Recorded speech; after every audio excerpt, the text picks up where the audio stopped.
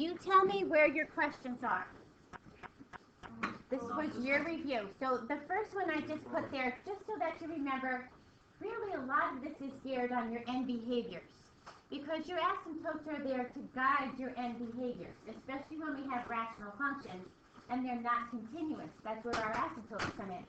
Our end behaviors of our polynomial functions, they kind of work out the same. If it's an even, they're up or down, they're both together. If it's an odd, they're separate. They're one up, one down. And then whether they're positive or negative. So a lot of this is geared to your end behavior. A lot of this has to do with the limits in calculus, which you'll start to, relate this to. Finding your real zeros, make sure you do this algebraically. Every time we've ever done x and y intercepts, we always do it algebraically. If I went to try to factor this, and I didn't realize this was absolutely factorable. If you wanted to take out an x on the test, if it doesn't specify, you're right. Factor it, you can do it whichever way you see it, on whichever way you find it. It's all valid, whichever way you do it. Okay. And then factor this using your square, and you had two perfect squares. Don't forget your x. So you get 5 roots to this, 5 zeros. Whichever way you saw that, I was really kind of leaning towards the synthetic division, but that one was absolutely factorable. The factors. I would prefer the synthetic division because not all of them that we do are factorable, but this one was. This one was factorable. This one had 5 zeros, 4 terms, 3 inflections. So you had to give me 3 inflections, all your concavities. Make sure you give me all the parts of this. 3 inflection points. When you do an inflection point, a point is an xy. So make sure once you find the x, that you do a calc value and you find the y. That is the only time you need to give me the y. Because we don't use it when we do the concavity, but I need a point. So you got to show me where you got it from. And I need to see your work on this. A lot of you are kind of sketchy on showing me work on these things. I have to see where you got these from. Okay, don't forget your y-intercept. Sometimes after we go through this whole big long thing for the x-intercept, we forget the y-intercept. So don't forget your y-intercept. And name your max and mins by relatives or absolutes. If you just say max and mins, you're going to lose credit. Increasing, decreasing, and concavities. This was one of your nice polynomials. Questions on this one?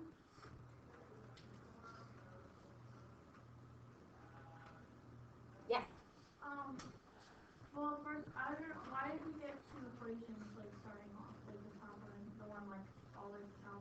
No, that was a separate problem. That problem was a separate problem. That problem is not related to this. That was number 1. Number 1, all I wanted you to do was use your leading coefficient test to tell me which way your end behaviors are going.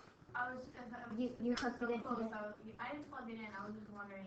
Oh, yeah, no, I just did that one just kind of to remind you that a lot of this unit itself was based on end behaviors. Polynomials, how their ends behave, and our rationals, what happens with the asymptotes. So just a little bit of end behaviors. That one was just a polynomial one because we did so much on rationals. I said, let me just kind of go back to the basic polynomial. And for the division, where did you get, what to divide by? So when you have 5 zeros, you can factor anything that has a square. Obviously, this one you could have factored with a 4th on it, but normally once you get to a square, a quadratic, you can do a factor on that. Whether it's quadratic formula, complete the square, or factors. So if you can go to your calculator and find 3 of those zeros, any place where it crosses the x-axis, the y is 0. So if you can just locate 3 of them, and then divide out, start with whichever one you like. Divide by the next one, divide by the 3rd one. There's my quadratic. Once I get to a quadratic, I can factor that. If you wanted to, you could have stayed with this, then divide it out by the last one. Divide by another one, divide by a 0, and then you'll come down to the last one. No, that one didn't. It wasn't a 0. Did we do a 0 already? No. A 1, 2, 0. Okay, so then here's your 0. So then you could have just did this. And then given me the last one. If you wanted to. If you can find them all in your calculator, divide them all the way down. All you have to do is make sure I see this algebraically. So, would you just say the one, how would you show that you found the roots in your calculator? Well, you don't, I'll see it when you do your synthetic division. Okay. This will show me that you found your roots. You, like I said, you can divide all the way down. Okay. But you just have to make sure it's algebraically, rather than just say, oh, my calculator said. Okay. So when you find the 3 roots in your calculator, isn't that like what order you use them? Nope, not at all. Not at all. Yes. Inflection point? Okay, so let's take point A. Point A over here, we're looking at its x value. I'm just going to write the x value here because I don't have a lot of space. 4, 4. Point B, look at its x value, negative 0.544. So somewhere halfway is an inflection point. So to find a midpoint, you add them up, you divide them by 2. So this should give you negative 1.094. This is your x value. Go to your calc, do second value, put this x value in, and find its y. Once you find its y, that's your inflection point. Oops. There's a little too close to that edge. Once you find the y, that's the inflection point. To do concavity, you need to do the x's like we do increasing, decreasing. So from negative infinity, it's concaving down to that x value. That would be your negative 1.094. Then you're going to concave up to that inflection point. Then concave down, then concave up. So the concave versus the inflection point? Unto the inflection points. If you have one. Sometimes you just get a plain old parabola, and that whole thing is a concave. Because it has no inflection. So wouldn't that make it the same as increasing? Yes. Well, no, because an increasing and decreasing will only go to the max and the min. Increasing and decreasing is where your value of your function, your y, is either increasing or decreasing. So that's going to your max and your min. Concavities are making a cave format. So if you're doing like a basic just parabola, if this part is just a parabola like this thing here is decreasing to this point, increasing to this point. But this whole thing here is a concave up. If it didn't have an inflection point. Zoe?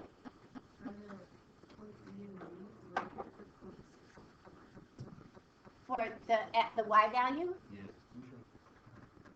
You put it in your calculator. For the x value, got a different point?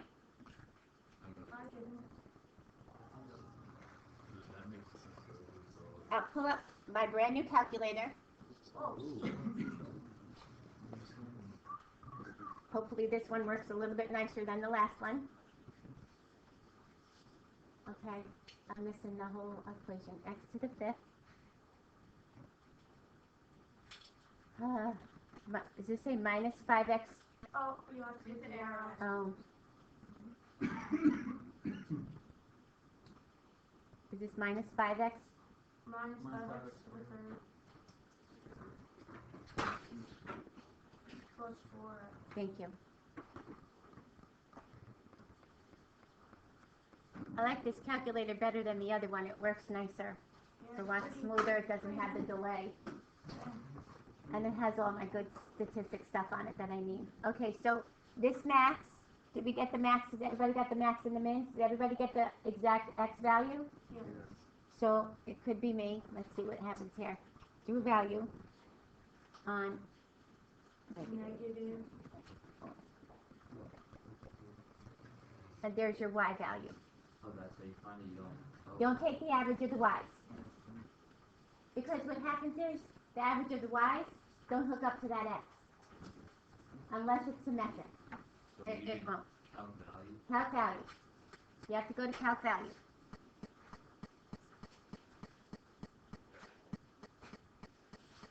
You've got to go to your calculator. Don't take the average of the y's. This is a very crude way that we find an inflection point, but this is how we have to do it. Any other questions? We're good? This was a good review one because we've spent so much time on rationals. Right. These two were basic divides. Basic divide. This and don't forget to remember your front end. What it's going you're dividing by this. So you're going to end up with x to the fourth over x to the first gives you x to the third. So make sure you start like this. Whatever you're left over with is your remainder. And make sure you put your remainder over your divisor. If it's a root, the remainder will be 0. If in fact it's a factor of that. This guy, when you have 2, the double one, is because you had 3 terms. The leading coefficient must be 1 all the time. Otherwise you're going to factor that out. Remember when we factored those out? If in fact it's like if I divided this one by this, how would I set up my divisor? How would I set that up? I'm changing this around. Say I divided this guy by this. You divided x minus 3 by 2x minus 1. Oh, because you boxed x minus 3. Yeah, but what if I instead divided it by this? What do? I need my leading coefficient to be 1. So don't you factor out the 2. Yeah. And remember we held this, and we remembered this for later. And we said, okay, set this equal to 0. So now when you synthetically divide, and you divide by 1/2, and you get all your values, what do you have to do to all your values? Multiply. Divide by 2. Divide. Because you took out the 2, you got to take out the 2 out of there.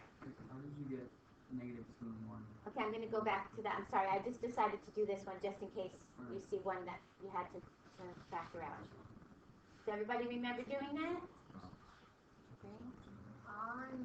Now, just a little quick way to check that you have this right. After you divide, watch. Take your front end one and just multiply it. 3x cubed times x is what? 3x to the 4th. I got that. Look at my end one. 62 times negative 3. What's that? Negative 186, right? It should be negative 10. Here's my remainder.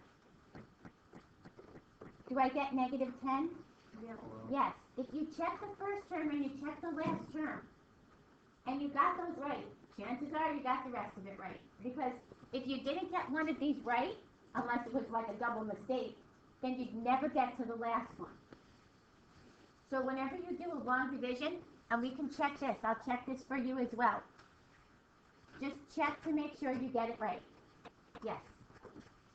For the answer on 3, you have to put the remainder over x minus 3. Yes. X minus 3. Just like you do a regular divide. Now this one, Rohan, you asked about this guy. This says x cubed minus 11 over x squared plus 2x minus 1. This guy's a leading coefficient of 1. We only use the last 2 terms. Just take them out the opposite way. Negative 2, 1. Now, our leading coefficient has to be 1, or we have to factor it out first. Yes? Or when you did 1 plus 4 on synthetic divide, and you got plus 5, I did minus 2 for other than. No. Okay, so let's follow this down. Let's follow this down, because that doesn't come from here. Follow the 1. Negative 2 times 1 to the right, negative 2. 1 times 1 to the right, 1. stop, add this one down. Negative 2 times negative 2 to the right, 4. 1 times negative 2 to the right, negative 2. Stop. Add them both down. It's a double divide. Okay, let's do this together. Come on, it hasn't been that long. No, I just very sneaky. Okay, what's the rule? Multiply from the left, bring it to the right. So we're just going to follow that rule. Bring this down. Multiply from the left, keep to the left. What's negative 2 times 1? To the right. But you got another guy here. From the left, 1 times 1. You got something on that right, go to the right of that. Stop. Add this down. Same process. From the left to the right. Negative 2 times negative 2 is to the right. 1 times negative 2 to the right. Now, you're at the, this is the end over here. You're at the end of this. Add everything down. You divided x squared, x cubed divided by x squared. x3 over x2 gives you an x1. This is x1, this is x0. Because you had two terms, you have two terms in your remainder. Work these backwards, x0, x1. So you have x minus 2 plus, here's your remainder, 5x minus 13 over my denominator. Yes. If you had three, if you would find by three things, you would do it the same. Oh no, we only do two. Oh, you only do We only do two. We only do two. How did you get the? You put the, Go ahead. Okay, go ahead. On the tester, if you're finding out are you going to give synthetic ones that are a lot more to do than those two? No, that last one was a pretty good one to do. Yeah, that's a pretty good one to do. Either that one or like the one that I showed you to where you had to factor out. That's another one to do. Find the real zeros. This one says on yours, find the real zeros. I realize it. I only changed my answer key, not my original form. So this one, you had two imaginary zeros at the end. Find the real zeros. Start. If you can't factor anything out of that, so you can't factor that cube, so start to your calculator and pull out a 0. Once you get down to an x squared, you can factor, or if you see another 0, divide by the next 0. I'm okay with that. Yeah? I got x squared plus x plus 1, but then I need to put like not real, like would that be fine? Or Well, at this point, because it said real zeros, yes, that would have been fine. If it says all zeros, then you would have to do your quadratic or complete the square. But because it did say on yours, find all real zeros, absolutely. 2 real, 2 imaginary. But if I didn't, then you would have to do that out. is it okay if, in, like, when we're putting it in, like, our final answer, can we just put plus or minus, 3? 3? Yes, Okay. absolutely. So we don't have to write it negative 3 and No. Plus or minus 3 is fine. I just need to check. Good. You have to have a starting place. You have no starting place. You cannot factor either one of these. Now this one, here's your cube. I had x to the 4th. In order to get down to an x squared, how many factors do I have to find to my calculator? 2. I won't give you something that it wouldn't be there, or that it wouldn't be there. If I give you an x to the 4th, you'll be able to find 2 of those in your calculator. I wouldn't be able to give you that problem otherwise.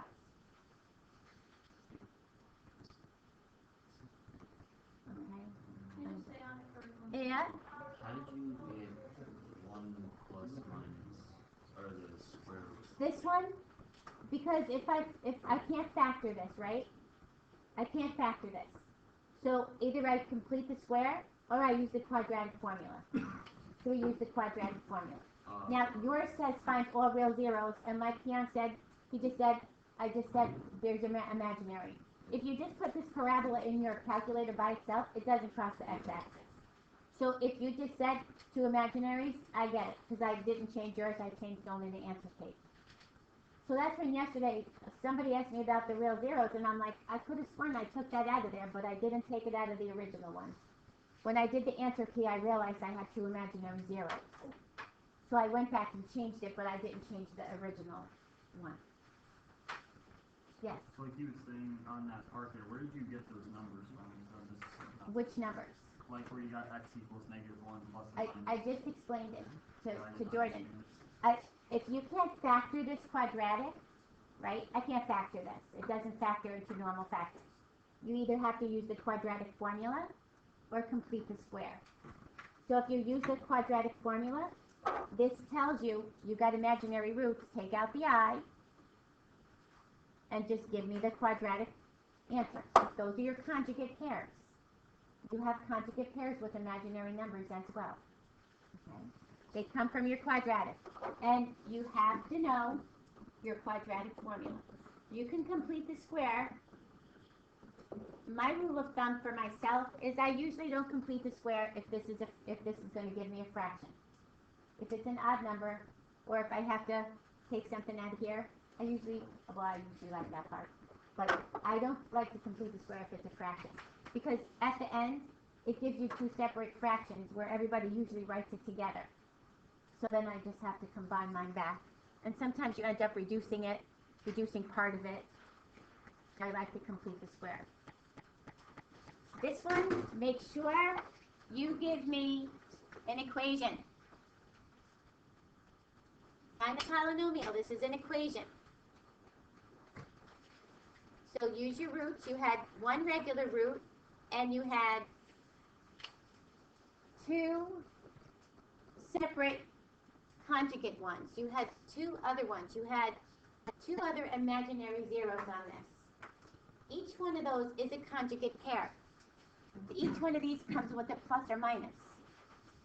Because they're not the same. So you can't do the sum and the product on two different pairs. Your pairs have to be conjugate pairs. So if we take those, for each one of those, I find the conjugate pair and do the sum and product on both of them. And leave everything in factored form. You cannot do the sum and product on two different pairs. Your conjugate pairs, like we looked at the last one, comes from your quadratic, or you complete the square. That's the answer. Just leave it in factored form. Yeah, I don't need you to distribute it out.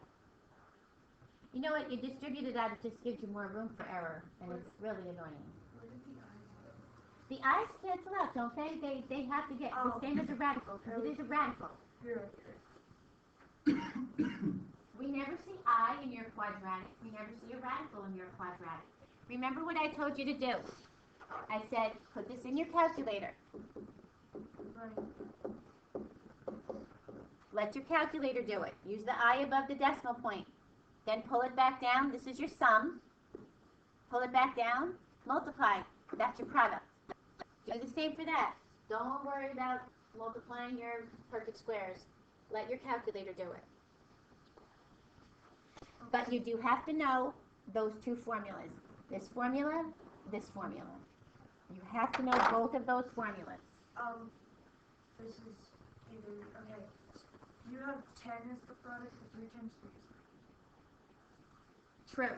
3 times 3 is 9. However, I times I is negative I squared, and negative I is negative 1. Don't forget they're perfect squares. Yeah, alright. Thank you. Conjugate pairs are perfect squares. The middle terms cancel out. So technically you only multiply the first term and the last term. The last term is going to be a minus something. But you got a plus and minus, always.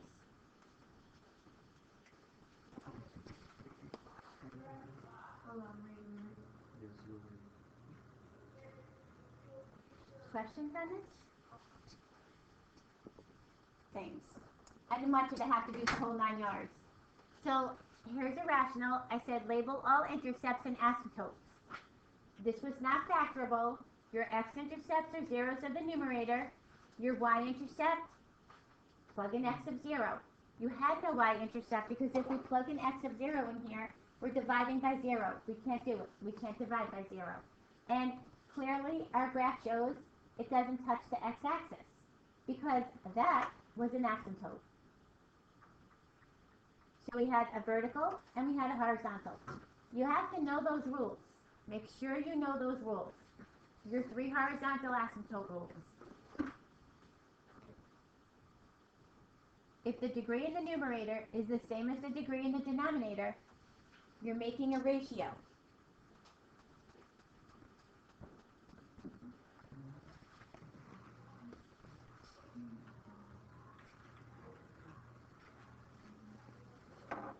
If the degree in the numerator is less than the degree in the denominator, y equals 0.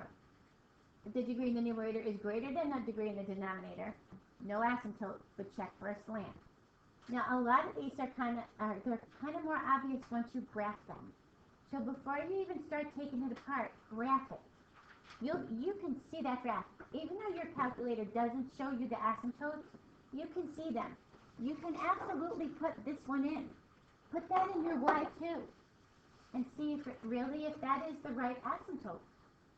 If you came up with y equals 1 and you put y equals 1 in there, one of your pieces of graphs is going to go over it.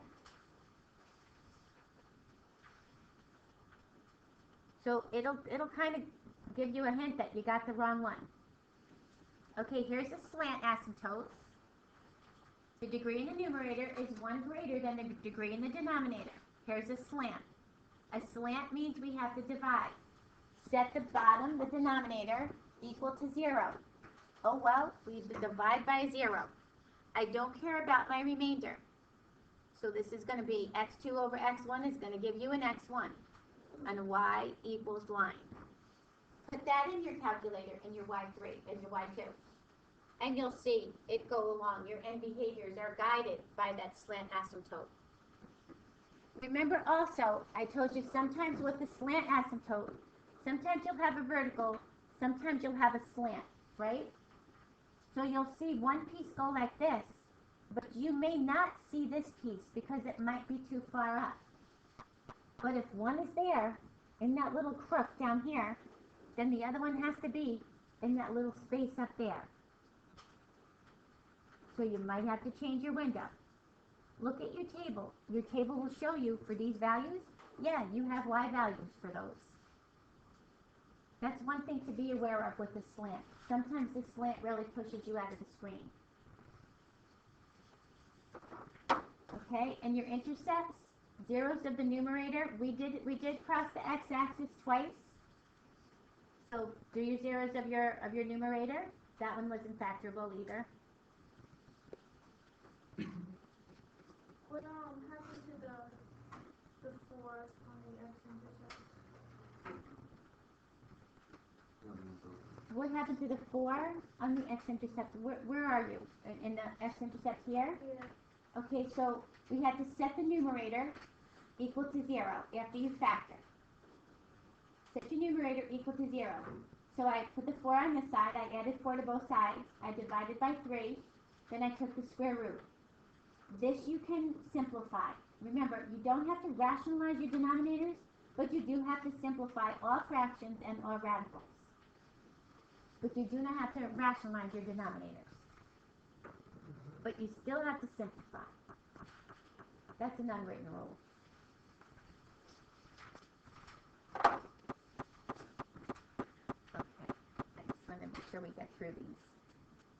Find all asymptotes. You just have to find the asymptotes here. I went with the y-intercept because that kind of just tells you how far down your graph was going. And put y equals 8 in your y2. If you got the wrong asymptote, if you put y equals 0, you'll see that both of them went over it, but just kept on going. They didn't come back down. So it'll show you that you did the wrong one. Because when you're taking the test tomorrow, should you forget the rule, plug in what you thought and see if it's using that as end behavior. It's a great way to check. Find all asymptotes for this guy. Okay, so we had 1 in the denominator, x is equal to 1. And we had a slant asymptote. So we divide it, and then get rid of your remainder, set it equal to y, and you should be okay. This is probably one of the cases where you might not see it. Or 10 by equals and No, that was my y-intercept. I just did the y-intercept just to see how far down that graph would go. You did not have to do an intercept, but it does help your sketch. So that just says y-intercept there. So if you have a negative for the vertical, it's just none. Wait, say that again? If there's a negative in the vertical asymptote, is that how you put it in the vertical? Okay, there's a vertical asymptote. It's in your denominator. Set this equal to 0. No, on 10. Oh, I'm sorry, on 10. Yeah, you had no restrictions. You had none. If I set this equal to 0, yes, I see what you're saying. If this is a negative. Because then it's an imaginary. It's not a real number. So we don't have an x asymptote, a vertical asymptote. You have no domain restriction. And this kind of shows you, right, that you have no domain restriction. Okay. This one, don't forget your point of discontinuity over here. Don't forget your point of discontinuity. The factor that we pull out is a point of discontinuity. Make sure that you write it out, that you keep track of it, and you reduce this down. This is very important that you reduce this down. Because if you go to plug your y, and if you go to plug your point of discontinuity into your original one, your denominator is 0. Wait, what's the next one? Hmm? That's the answer? No, this is reduced. Make sure you reduce your function down, take out your point of discontinuity. If you graphed this original graph and you graphed this, they would look exactly the same, except for your table would show you that you had a point of discontinuity when x was -1. But you really don't see it in your calculator because your calculator can't jump over one little point. It looks like it's continuous. That's why in calculus we call this a removable point. We reach this with a limit. We say, where does the y converge at? If we could find this point and remove it. In other words, if my pen could follow along this line and never drop off of it. So just be careful about your point of discontinuity. And again, make sure you factor, reduce, find your vertical asymptotes or what's left in your denominator. Your horizontal asymptote follows the same rule. Go to your original one for your horizontal. It's probably easier to look at. Give me domains and ranges. I don't think I wrote a range here. I didn't ask you for a range. Okay, then you had to find your functions. I will tell you one little hint. We did some that came, so this is my asymptote. We did some that jumped over the asymptote, remember? It could cross a horizontal. And remember, your calculator doesn't really do a good job showing this to you. So make sure you check your table to see where it's going. And make sure you find, if it's up here, make sure you find the max. If it's down here, well, where's it going to go down? If it's down here, make sure you find a min. Okay, and jump back up. Your asymptote will always be your end behavior. Will give you your end behavior. It's always going to jump down, but then it's going to say, oh, I got to behave. I got to come back to that line. So your asymptote will always act like your end behavior, but it can jump a horizontal asymptote. You really shouldn't have done that, so get back there and behave. Yeah. Finish copying 12.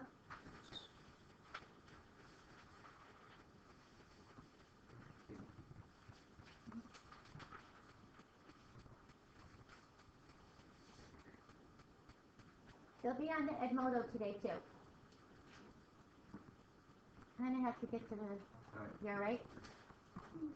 All right. So this guy, we were given a vertical asymptote that goes in the denominator. Vertical asymptotes come out of the denominator. We were given a slant, and that's what's going to help you build this. My y-intercept this time is one of my points that I need. If I get an x-intercept, then it's the x and the 0.